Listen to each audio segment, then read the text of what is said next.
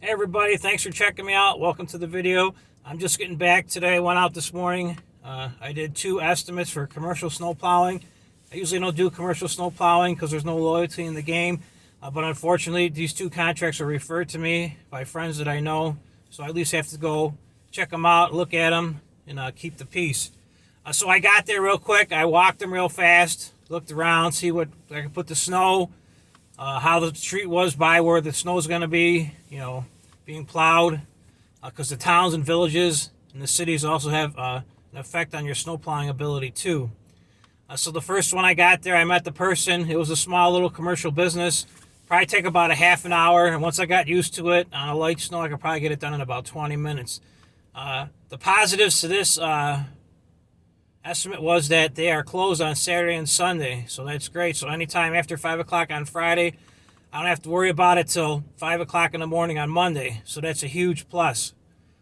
But also, you might have to go there during the course of the day if it's snowing hard to get it open again because of the fact that the people got to get home for the evening. So that's also a consideration. The second one I went to was a bigger VFW, Veterans of Foreign War Hall.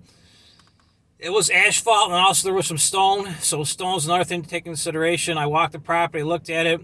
Many good spots to put the snow, so that won't be a problem with snow in the future in case you get a lot of snow.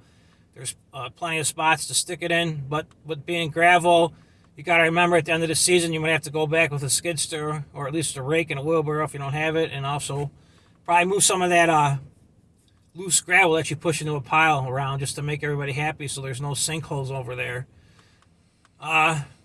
The benefits to that one is it does not have to be done until 11 o'clock in the morning, but that's 7 days a week. And they're always open in the evening because they do have a bar attached to it too. So that's also another consideration. You might have to go out at maybe, 11, 12, 1 o'clock in the morning if they get snowed in pretty hard. As with my residential work, I just let them sit there till the morning when I get started at 5 o'clock in the morning. So the first one needs to be done by 5, which is a negative, but they're closed on the weekend, so that's the positive. The second one needs to be done by 11, which is a huge positive, but they're always open 7 days a week. So you got to decide, if they're on your route, if they fit in, if they're good customers.